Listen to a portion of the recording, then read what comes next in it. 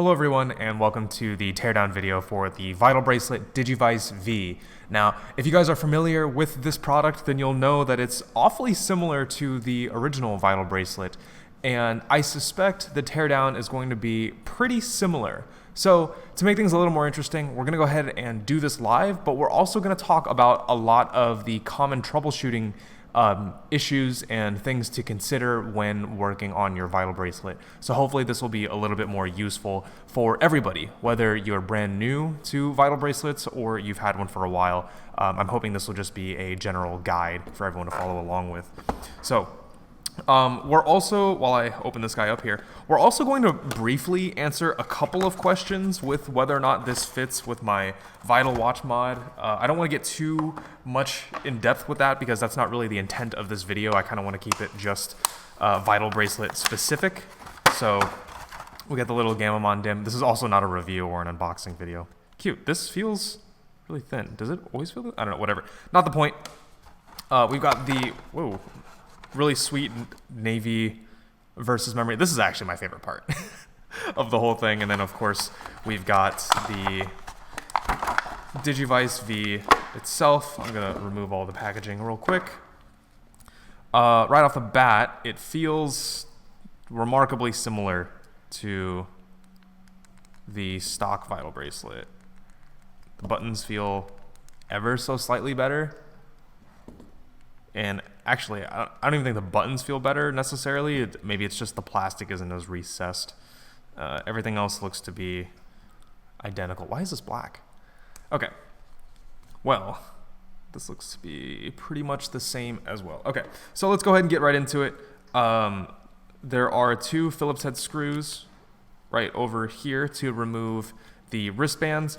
If you are trying to avoid any kind of scratches on the plastic itself, you can actually remove this plastic bit. I personally don't care, and for the sake of time, I'm gonna go ahead and just pop this off. And it looks to be pretty much the same as the original bracelet so far. Okay, so we get the core body here after removing those two screws, and on the back side here, you're gonna have 4 more screws, 2 on each side over here. So let's go ahead and get this removed.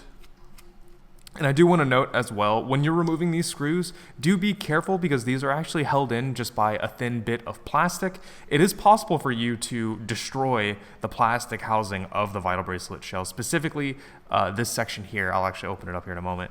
But I've seen in the past where people, and even myself, after removing these screws so much, you actually can damage them. So when you're entering, or when you're removing these screws, and also when you're replacing the screws, please don't use excessive force because you actually can damage them.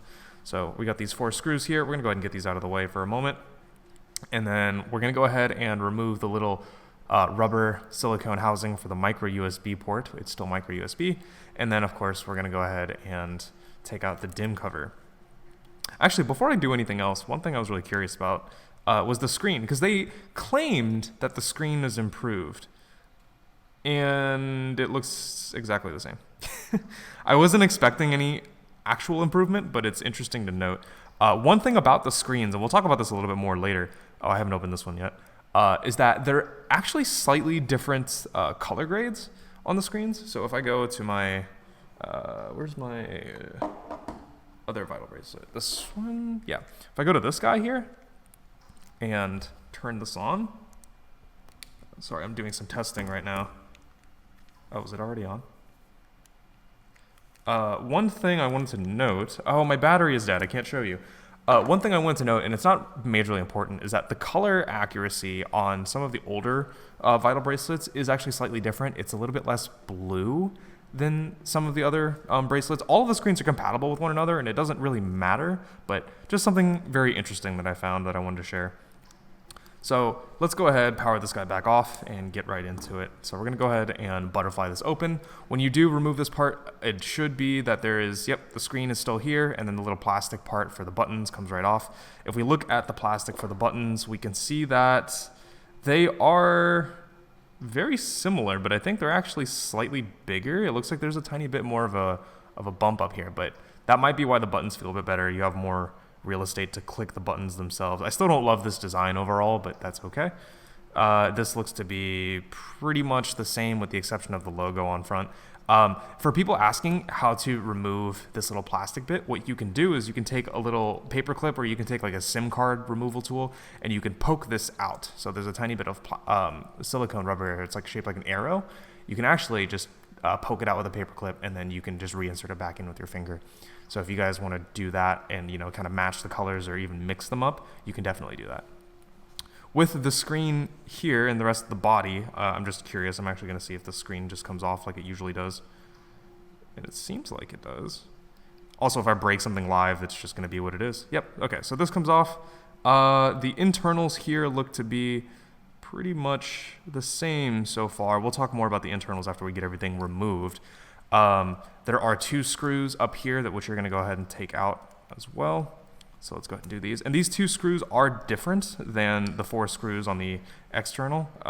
They are not countersunk, they're panhead screws, and they're pretty noticeable if you look at them side by side. One of them has a little flat head.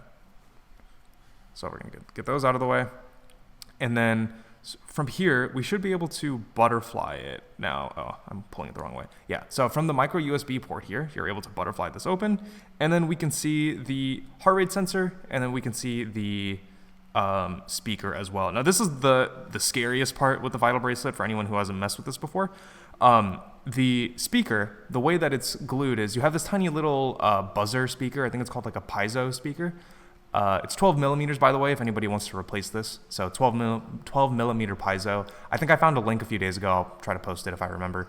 But this guy here is actually not necessarily glued, but they are soldered. So there's this plastic circle that goes around there. And what they'll do is that they'll take the hot soldering iron and then they'll melt the plastic onto the speaker itself. And then sometimes you get hot glue down by the speaker wires as well. I'm going to remove this. There's a chance that I might break it because if I'm going to be 100% honest with you, the quality control for these Vital Bracelets are all over the place. I've had some with such like little glue and adhesive that it basically popped off with my finger. I've also had some that have been glued in so heavily that it has broken the tip of my X-Acto knife. I'm not even joking. After dealing with like over 60, 70 of these, I can confidently say that your experience will absolutely vary, and some will be easier than others.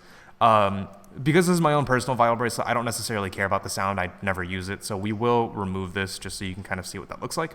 And then here we've got the heart rate sensor. From what I can gather, it looks to be the same heart rate sensor. Similar to the speakers, there are 2 points over here in the plastic that you can kind of make out, and those are soldered in, not soldered in, but they're melted with a soldering iron. So we can do one of 2 things. A, we can take a flathead screwdriver and we can pull this guy out, or B, we can chop off these 2 little bits of plastic and then we can take a flathead and pop it out. I usually, depending on how bad this is, I will do one of the 2. If it looks like it's not too bad of a solder and this one seems like it's kind of intense, I'll usually just pry it out with a screwdriver, and if not, I will take flush cutters and I will remove a little bit of plastic first before doing that. So I want to do the speaker first because this is usually the part that scares everyone. So for the speakers and removing the speakers, it does help a ton to get an X-Acto knife. What I personally do is I grab both of these wires here, and when you pull these wires, be absolutely careful about the red wire because it is held on by very, very, very low force. Like, you can remove this thing incredibly easily. Generally, though, the black wire has more force in which you can apply. What I'm going to do is I'm going to lift this up a little bit. I'm just going to get my knife under there so I can get both of the wires. I'm going to lift this up a little bit, and I'm going to gently pull, and hopefully I can get a little bit of, this is really hard at the camera, I can get a little bit of space, a gap in between, like that. So here, I have a gap in between with my knife, and I should be able to just run my knife around. I'm using the back side of my knife because there is actual glue behind this. And once I get a little bit, I should be able to pull a bit more. And again, you want to be incredibly, incredibly careful. As I'm doing this, I'm just going to go ahead and try to run my way around the thing. And then at some point I can just put the whole knife under there and then wedge it out. I do want to talk about these piezo speakers really briefly though, because even if the speaker itself doesn't look damaged, to my knowledge, these things kind of just resonate with, oh geez, here we go. There's adhesive on the other side. These things are incredibly fragile, and I'm just gonna pull the rest of my finger. And what you wanna do, and you can see the glue coming out here, what you wanna do with these speakers is you wanna be absolutely careful to not bend them if at all possible, and you can see that mine is a tiny bit bent here. I wonder if it'll work. But these speakers, even if you bend them or dent them, if the wires are still on, there is a very realistic chance in which you're not going to be able to maintain sound. Also, because of the way that these speakers work, they need some kind of echo chamber to work with. So in this case, it's glued onto the body, and that adhesion to the body is what amplifies the sound. So if you're wondering why I removed my speaker and my sound isn't working, or my sound isn't quite as loud, there's a good chance that you probably need to attach the speaker to some sort of body, or the speaker itself isn't working. Oh, also, I forgot to mention that there is this little plastic bit here for the power switch. We're just gonna remove that for a second. So real quick, I'm gonna turn this on. We're gonna just hit these tiny little buttons. We're gonna see if we have sound, just out of curiosity. Yeah, we do. It's light, you can hear it. So, cool, we still have sound, that's intact. And that is pretty much the same with the original Vital Bracelet, which is cool. The heart rate sensor. Let's go ahead, I'm gonna grab some flush, let's grab flush cutters. So what we're gonna do this time, and you don't necessarily have to do this, you can actually just take a flathead screwdriver and use force, because this is actually just soldered in and there's nothing else to it. So you could technically just take a flathead right now and you can just press this against it and you can wedge it and see if it will budge. Now, in my case, not so much. So what I'm gonna do is I'm gonna take these flush cutters here and I'm gonna just try to remove a little bit of the plastic. Now you do want to be a little careful, because what you don't want to do is you don't want to scrape the board. If you do, it's not necessarily the end of the world, but it could lead to damage that it's avoidable. We don't really want to deal with it. So we're just going to do this, and we're going to remove tiny chunks of plastic, because it actually does make the removal process significantly easier. So we're going to go ahead and come back in with our screwdriver. Let's see if we can get this guy out. This one, I can't, there we go. I was gonna say, I can't get under it as good, but similar to the speakers, your mileage may vary when it comes to the back housing of the heart rate sensor, just because, again, it is soldered in. I wanna get rid of this glue here. Because it's soldered in, like, your mileage may vary. Some are easier than others. A couple of things I do wanna note about this back housing, just while we're here. There are two bolts. They are M2. If you guys are curious and you lose those bolts, you can actually just pick them up. It's what holds in the bracelet when you screw in your bands. The back piece over here is glass. This is like genuine glass, and people have had issues with the heart rate sensor not working or not reading their vitals, just because the heart rate sensor is, to put it lightly, trash. And if you have a darker complexion, there have been some people using like white masking tape, and that supposedly helps.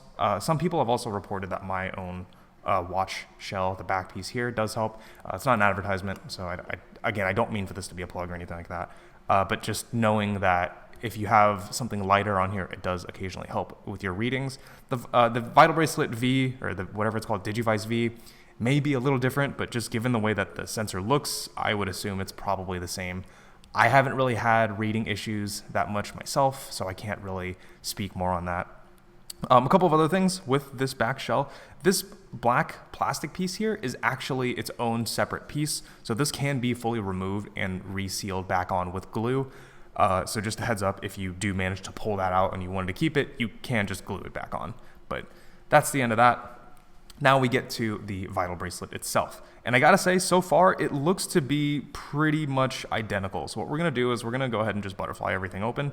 So on the back side here, we've got the battery, and we're gonna go ahead and pull this out. Now, when we pull this out, a couple of things. It's glued in with this sticky adhesive. And this adhesive, I personally like to rip out a lot, just because it tends to get in my way. And when I do Vital Watch installations and Vital Pet installations, I don't ever use it. You can use this for padding for other stuff, but we'll talk about that in a separate video. And over here, we've got our lithium-ion battery. It looks to be the exact same battery as before, which if I pull this out, we'll probably see the specs behind it.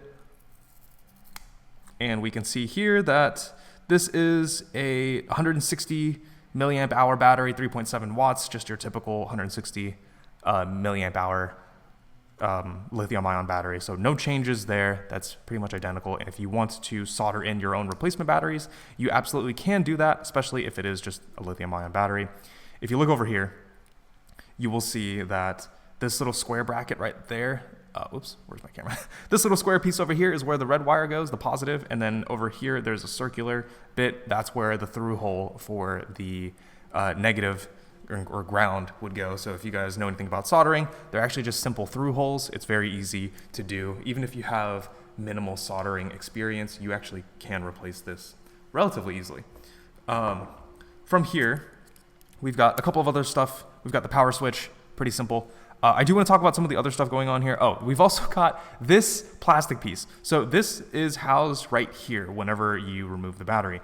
This thing falls off all the time when the battery is removed. Now, if you're just using a regular vital bracelet with no mods or anything, and it's just going to be sitting here with that little plastic padding on, that's great. You'll never lose it. No big deal. Otherwise, during the installation process, just make sure that you know where this is, because when you're fiddling with it, it'll fall off because it's not held in by anything anymore. A couple of other stuff going on here. Micro USB is pretty much the same. I've had questions about, can you replace this if the micro USB itself were to break? And to answer that question, what I'm going to do, actually, let me zoom in real quick, is if we take a look here at, where's my focus? If we take a look here at the micro USB, you'll notice here that there's a couple of data pins. There's those 5 data pins, and then there's 4 soldering joints on the sides, 2 and 2 on each side. Actually, just 1 on each side. So we've got 1, 2, and then the 5 in the middle. If you are confident in your ability to solder with that, you absolutely can replace this if it does break. However, if that seems like a daunting task, and if you look at the size of my thumb and the size of my screwdriver here, you are going to need like a helping hand and a magnifier. And if you've never soldered before, it's not going to be the easiest task. On the note of resoldering smaller parts like that, the same thing goes for the heart rate sensor and the buttons. So a lot of people have broken their buttons before by applying too much force, or again, sometimes the QA is not the best when it comes to these products. You actually can replace these. What you can, or you can actually just resolder them. There are 4 solder joints here, so there's 2, and then there's 2 on the opposite side over there. And then there is a tiny little peg on the underside here that this thing sits on. That's the only connection that these are held in by. If you can solder all 4 points of those back, then your buttons will work again. You could also replace the buttons theoretically if you really wanted to, but just know that that's how you do it. Same thing goes for like the speaker wires. It's over here. Just a simple through hole. You remove those and then you can add them back in. You can absolutely add other speakers. I've used the speaker / vibration motor combination of a Pokeball Plus, and it vibrated and made sound at the same time, and it was incredibly loud. So you actually can replace these should you want. And then for the heart rate sensor, on the other side over here, you've got the board connectors. There's 5 of them. So 1, 2, 3, 4, 5. And then there's 5 on the back end of the heart rate sensor. Whoops. Over here as well, if you want to solder them in. If you guys have seen my personal Vital Pet, then you know that I've manually soldered 5 wires together to get it to work, because I have destroyed my personal Vital Bracelet many times for the name of science. A couple of other things. Let's talk about the screen really quickly. Oh, actually, while we're talking about memory, the flash memory where all your information and data is stored is in here. You actually can desolder this with these 8 pins. So there's 8 headers over here and then 8 on the other side.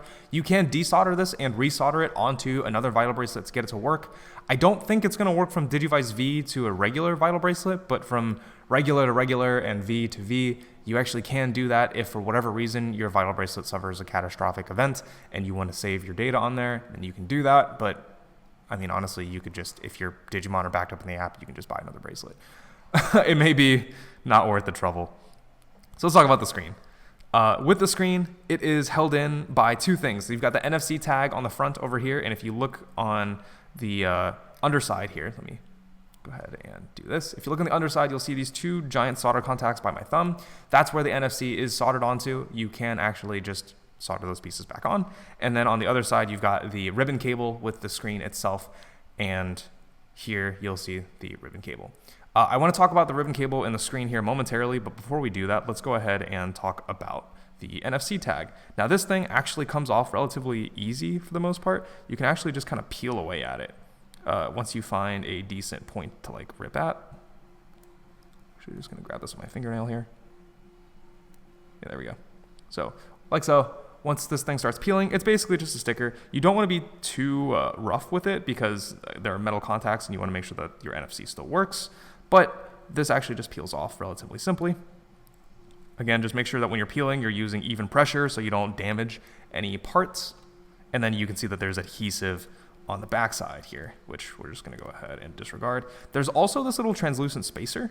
So here, if you can actually see it right there. It's this little clear translucent plastic spacer that's used to keep it lined up with the screen like so. So you can see that there's an indent where the spacer would sit. If you really want to keep that, then you can keep these glued in or taped in, sealed like that together, and then this will just apply back on with adhesive. If you wanted to, again, this is separate. You can actually see the solder joint here, and then the screen. I'm going to unplug this. So if you look here, there is this little Lego style connector with this tiny little black piece here and this ribbon cable. This is tiny. A lot of people have reported their screens to break, and oftentimes what happens is this little black piece here will actually get dislodged. And if you remove this, actually I'm gonna just kind of pry at it with my finger here. It's tiny. I can't stress enough how small this is. Like even for someone like me, there we go. Okay. So here I have this flicked up now, right? It's in the upright position, and if you see here, the ribbon cable actually just comes out, and there are these tiny little segments right here. This tiny little segment, it's kind of like almost like a latch, is where the ribbon cable sits in, and then the black piece here closes down on top of it like that. And when it closes, you can power this thing on, and you should be able to see a screen. Now, if this thing breaks off, you're kind of toast. Like if this black piece comes off for one reason or another, you were messing with the screen, you were fiddling with it, you put too much pressure on something, if this popped off or friction or whatever. If that's off, I have not found a way to fix that. So just kind of be careful if you're messing with it. Generally though, the screen itself, if you have issues, it's usually this ribbon cable here tends to get like scrunched up, and you can actually just kind of like jostle it around or give it a little bit of space. It's more durable than you think, but this thing can still break, and you do want to be careful because moving this potentially means moving this out of whack. So just be careful. With the screen assembly itself, there is also this giant plastic spacer, and what you can do is you can take some force over here. This is also sticky, but you can take some force here, and you can actually push the screen out. I'm not going to do that because I really haven't found a need to remove this spacer. A lot of people have been saying, well, why, if you want to make the Vital Bracelet slimmer or something, you should just remove this bracket. But the reality of it is you're going to make it less than 0.5 millimeter slimmer. I've tried removing this thing. Actually, let me set my camera focus back. I've tried, I don't want auto. Sorry, guys. Oops. Okay. But I've tried doing whatchamacallit, like a slimmer mod of the Vital Bracelet, and it doesn't really add much of anything. Like I've done it before, and I've created my own spacer bracket, and it just doesn't really seem like it helps in any way, shape, or form. And the fact of the matter is that this also lines it lines the screen up together, and because of like this kind of glue thingy here and the flash memory that they have going on, this is perfectly lined up with the flash memory so that it sticks, it like quite literally sticks to it. And this just kind of sits here like so. And if you disregard the memory, you're not really saving much space at all. So I've done it, I consider it, it just wasn't really worth it. People have been asking about it, but that's that. To put the screen back on, you literally just line the white spacer back up, you apply your adhesive, and NFC does still work even if the tag is a little ruffled. It doesn't need to be perfectly straight, just kind of get it back on there. And that's it. That's pretty much the Vital Bracelet, or the VBV. I keep calling it a Vital Bracelet, the VBV. People have been asking, again, will this fit in the Vital Watch? And I'm inclined to tell you that the answer is going to be yes, just because the dimensions are identical in every way, shape, and form. So we're going to go ahead and, I'm not going to do the full assembly here, but I'm just going to go ahead and slot this in. And as I assumed, it looks like everything is in fact identical. So here. Yeah. Boom, boom. Turn this on. Yeah. Great. So for the people wondering that, there you go. It's pretty much the same. If you're wondering how to reassemble this thing and put it all back together, what you're going to do is, assuming that you have the... Actually, I still have the padding. I saved it. So assuming that you have this back on, what you're going to do first is you're going to take your little plastic DIM card slot piece thing here. Oh, actually, let's talk about the DIM card real quick. The DIM card slot. If you look inside of this DIM card slot, it's hard to tell, but there are these little pins inside of here. People have been wondering, hey, if my DIM card slot feels loose, is there anything that I can do to make this like stick out more? And the answer to that is, well, maybe. Actually, on this one, maybe not. Oh yeah, okay. It's very, very dangerous, but you can take an X-Acto knife and you can actually push these pins inside of the little DIM card slot upwards if your DIM cards don't feel that good. I would strongly advise against it because you can risk permanent damage to your Vital Bracelet, and it's not really worth it.